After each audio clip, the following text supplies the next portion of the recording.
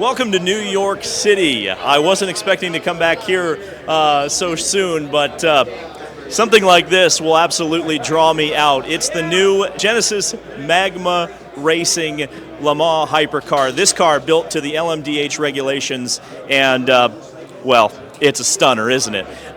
We've got so many interviews. I spoke to drivers, team principals, and series owners, so let's get to it. And who better to lead us off than someone transitioning from Formula One to sports cars and doing it in an incredibly important way. So Cyril, a lot of folks will know you from your Formula One experience with the Renault program. And my first question would be, what could you explain to the folks at home what the difference is between managing a Formula One team and managing a sports car team? I would say the scale. The scale is obviously very different. Formula One team these days can be, in excess of 1,000 people. That was certainly the case when I left Renault F1, Alpine F1 now. That was not the case when I arrived. When I arrived, actually, it was 200 heads, but it was 1,200 people when I left. So you can see the growth of what's been Formula One. Formula One are clearly monsters. So the scale is certainly smaller in the world of endurance racing, but nonetheless, it's not very different. I would say that in endurance racing, probably the human side is a little bit more important. Managing, building up a lineup of drivers, because let's not forget that unlike in single-seater, in endurance racing, drivers share the car. Drivers need to sort of accept to compromise themselves for the next driver, and that's really something that I like a lot. I think you can put a bit more emotional and psychological touch into the world of endurance racing, which I think I can relate a little bit more to the world of Formula One. Sometimes it's a little bit cold, but anyway, still love Formula One. What's great here is to have the opportunity to take what is the third largest car maker in the world into motorsports. I really believe that after quality, after technology, after design, motorsport can be the next transformative platform for Hyundai Motor Group, and in particular Genesis brand. You mentioned one of the biggest choices that a new endurance program has is to pick the LMDh platform or the LMH platform. You've chosen the LMDh platform. Why? Well, we see a number of reasons. First, you can see that it's absolutely possible to win with an LMDh. Porsche is almost showing that every weekend, so lots of respect for what they do. I think it's also because we are very mindful about the steps that we need to take. As a new entrant into motorsport, into circuit racing, LMDh regulation are a step easier because actually they focus what you need to develop, focusing on the powertrain, focusing on the bodywork. The rest, things like complex things like the chassis, the hybrid, these things come standards and you don't have to worry about them. So as a first step, we think it's a right first step. We made it a little bit more complex because we will be racing the car ourselves, we will be running the car ourselves, at least in WEC, not in IMSA, which is a way actually to get more skin in the game and to learn a bit more about the technologies, such that one day, maybe we go from LMDh to LMH. But let's see, it's a long-term commitment, it's the start of a long-term program. It's a perfect first step for us. You mentioned a little bit of trouble with, maybe not trouble, but discussion with IMSA about some of the looks of the car. What specifically did you have to kind of sell IMSA on to get on this race car? I think two things. First, enough differentiation, because as I was mentioning, they want cars that look different. The fact is that we are, an 8th or 9th brand joining, so obviously when you are the 9th brand, it's more difficult to differentiate yourself than from the first one, because obviously we all tend to go towards the same optimum in terms of aerodynamic performance, aerodynamic philosophy. But yet, with discussion and also work with our chassis partner Oreca, we've been able to find some different solutions that do not compromise aerodynamic performance. That's first thing. And second thing, we do have a couple of distinctive elements on our car, and IMSA wanted to make sure that it would not create, I would say, an unfair competitive advantage that the other ones would not be able to match, like the extra plane at the rear of the car or the integrated mirror on the side. So we had to also run some CFD in order to demonstrate that it was not bad, but not an uncompetitive, an unfair competitive advantage. I know you're not ready to announce it yet, but you mentioned the fact that the IMSA team is going to be run by a team outside. We've heard all sorts of different possibilities. I won't run through them. You know what they are. But what has been the process like to choose that team? I mean, what are you looking for in a team to run the IMSA program? Well, I think we are looking for a truly minded partner So we don't want to see. We are not ready for a transactional approach, right? We don't want to give the car or sell the cars and forget. We really want to build something with our future racing partner, and in particular, build something that is offering a holistic approach of WEC and IMSA. We think that one of the key to success is to really have almost a one-team approach. Obviously, there are specificities. We are not racing the same circuit. We are not racing with exactly the same set of sporting regulation.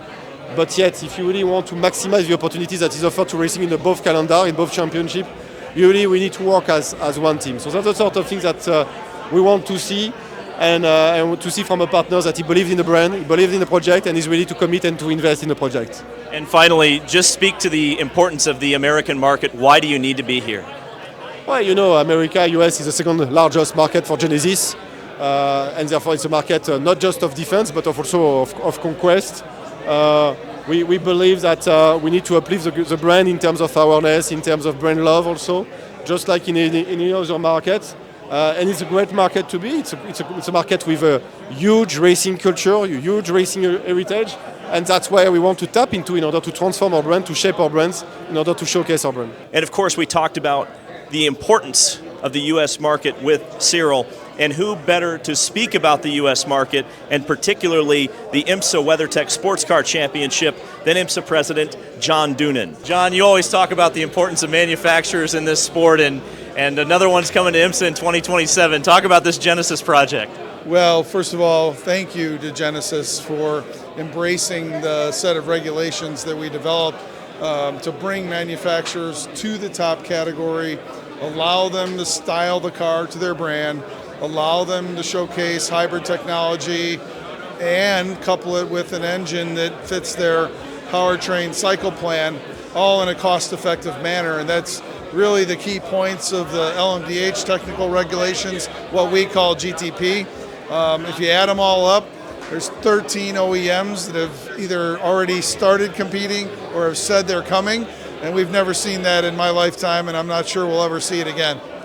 Cyril mentioned, you talked about the styling. Cyril mentioned that there were some things about this particular car that you had to approve. What were those elements, and what was that kind of process like?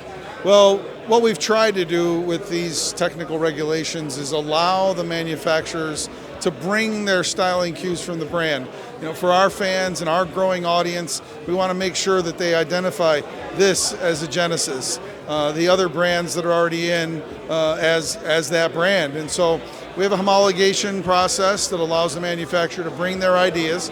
Everybody is in the same aerodynamic window, and depending on their styling, they can work on those surfaces to achieve the aerodynamics, but we never want to lose the story of their brand. So whether it's the nose, whether it's the side strakes or the dive planes, whether it's the rear tail, we wanted to give them the freedom to tell their story and also go really fast. I got to ask you as well, IMSA recently allowed an LMDh car into the ranks with the Aston Valkyrie. How is that program going, and have you gotten any interest from some of those other manufacturers building those cars? Well, first of all, I don't know if you've heard it, but I think the fans have, because we at the first test, I said to Ian James and the Aston Martin Racing folks, the heart of racing, take the mufflers off. We're in the entertainment business. That car has an absolutely sweet sound. They had a great debut at the 12 Hours of Sebring, an incredibly tough circuit to make your debut.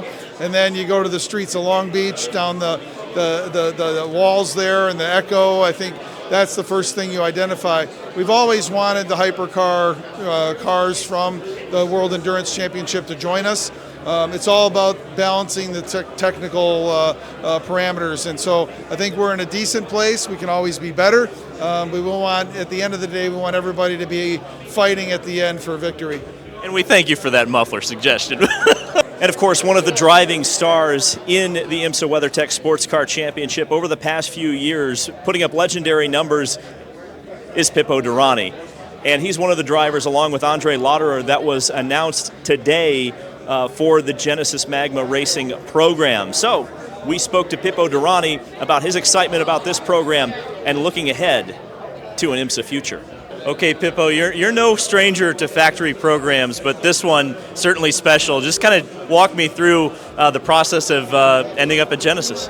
Well, it was a moment in my career where I wanted a change, had achieved so much in America, and I was looking for a new challenge. And when this challenge showed up, it was very hard to refuse. So, a great opportunity for any racing driver to be involved with a brand as strong as this one, as a group that has the desire to win as much as this group has. So, a privilege to be part of Genesis and to be developing the new Hypercar.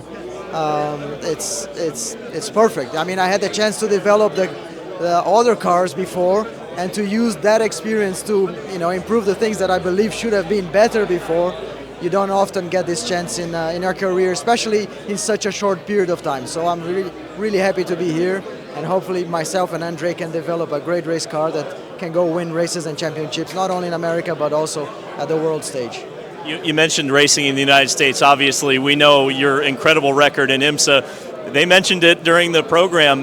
You're an IMSA specialist or an American specialist. How important was that experience and that experience to Genesis for the IMSA program coming in 2027? Well, I believe one of the reasons why I'm here is the fact that I know the championship so well. I absolutely love IMSA.